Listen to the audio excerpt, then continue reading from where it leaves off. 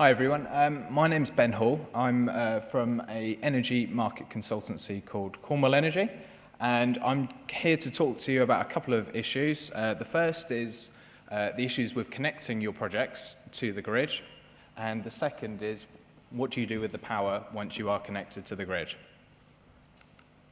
So, things I'm going to cover, connection issues, so what the problems are, what is currently being done and what has already been done, what can be learned from other countries, so other countries in Europe perhaps that are better placed to deploy community energy schemes, and also a number of recommendations that we would make to DEC.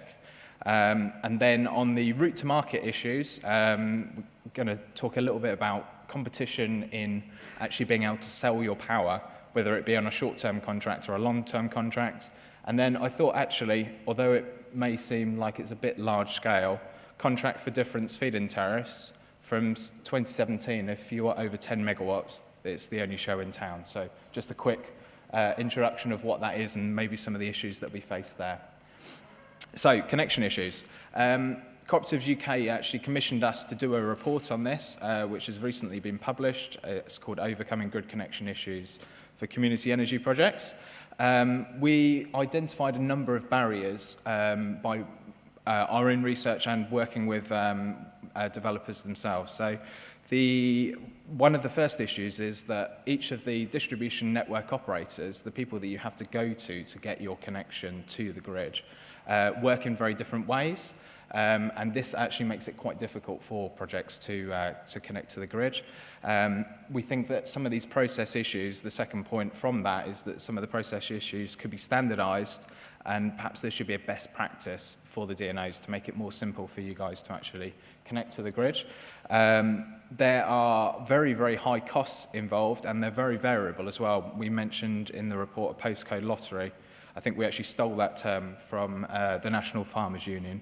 But so it can be very unpredictable, the prices to actually connect to the grid. And grid reinforcement as well. If the grid actually needs to be reinforced or improved, those costs can be absolutely colossal and can perhaps stop a project before it's even started. Okay, so we've been given a number of case studies. We've seen 21 projects that have had problems with connection issues. These are all community projects. We've got some very large figures up there. Basically, these are the costs that they were quoted for connection on a megawatt basis. So from 150,000 up to 7.4 million. So this really shows the range of the issue here. And also 19 of the 21 projects that we've actually had access to have said that these very large and expensive connection costs have actually stopped them from happening at all.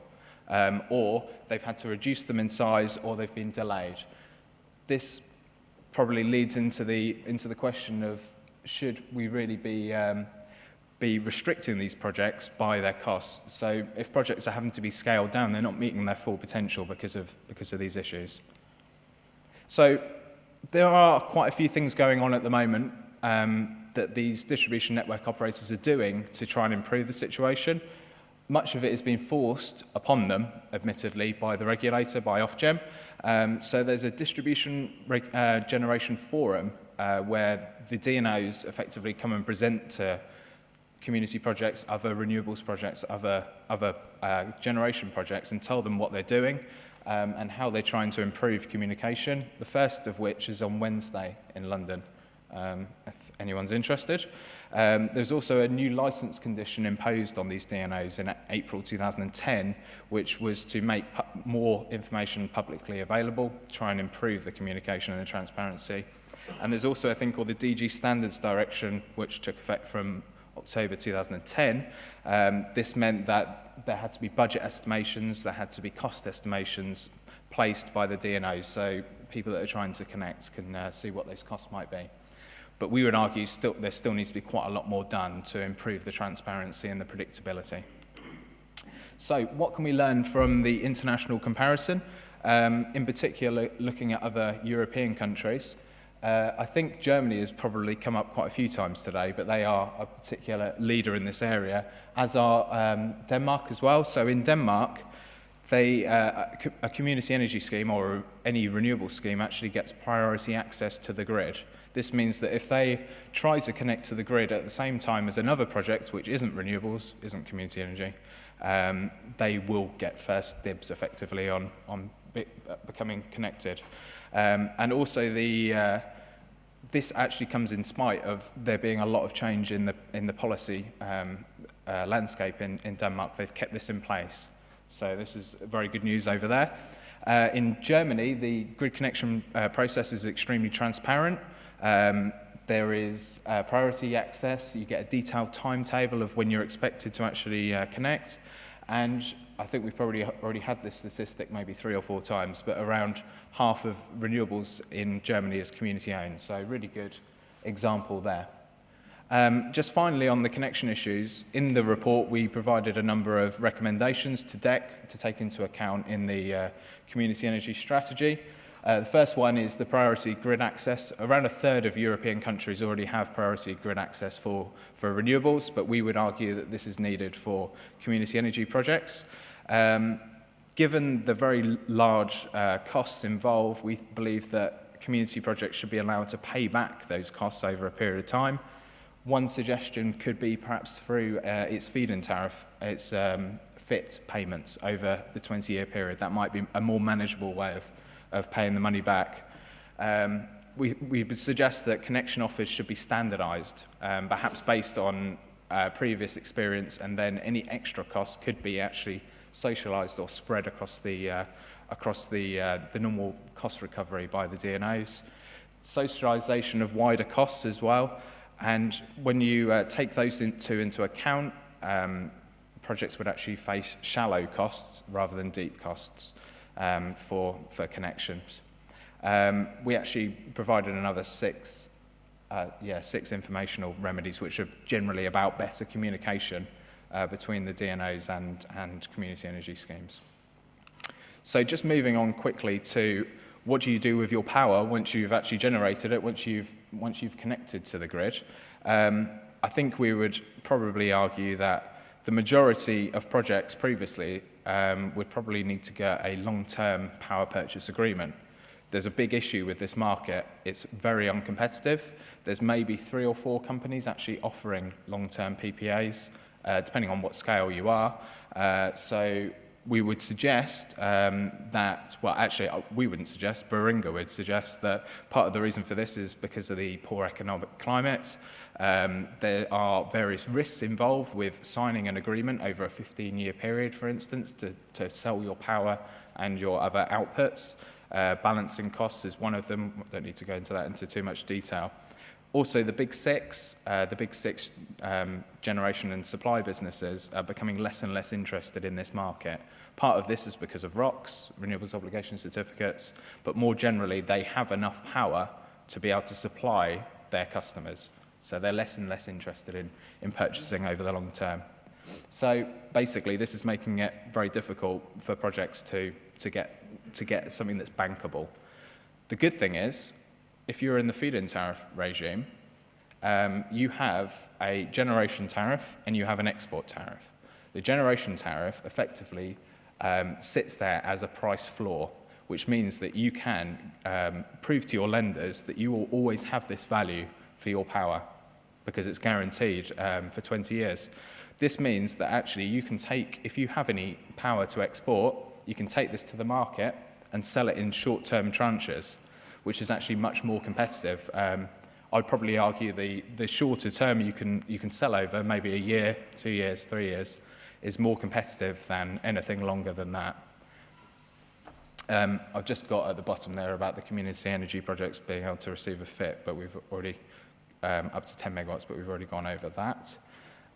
Just to illustrate how competitive this market is, this is taken from last year, and these are the suppliers that are involved in purchasing power from FITs, and this is their share of the capacity. So at this point, I believe we had around 1.5 gigawatts in total of FIT capacity. Obviously, a fairly small proportion of that was actually community energy, but this just illustrates the point that there are a lot of suppliers interested. Good Energy, for instance, actually have more FIT customers than they have retail customers. So it's a good example of how well this market works. Just a quick thing on the contract for difference. So contract for difference, feed-in tariffs are going to be introduced from 2014 alongside the renewables obligation, and from 2017 actually going to be the only show in town if you are 10 megawatts or above. So it could be something important to look at. The government says that the feed-in tariffs eliminate price risk, have a lower cost of capital for borrowing, and will pull through investment.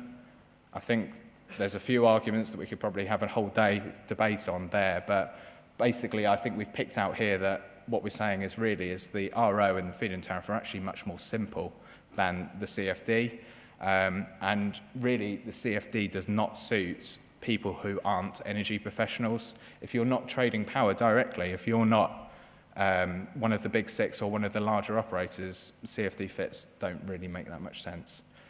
So I think we would argue there needs to be a bit of optionality for community projects and other small renewables projects going forward.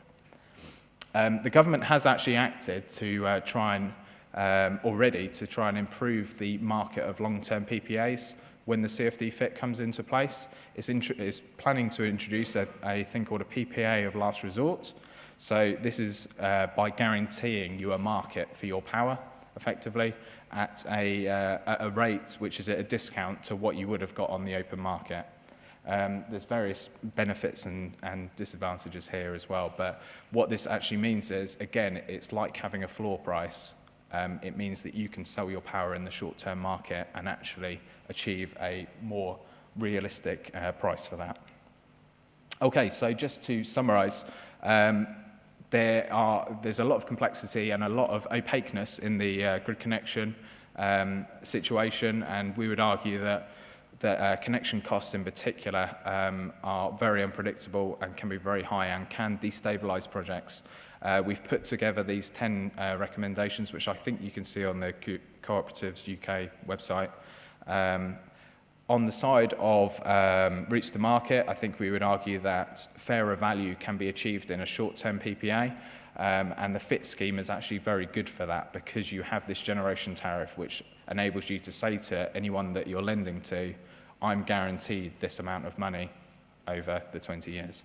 And I think the final point I'd make is that CFD fits are most suited to larger companies. So I think going forward from 2017, once we get community energy projects, which probably will be 10 megawatts or above by that point, I think we may need to consider, is there another option for them? Okay, thank you for listening.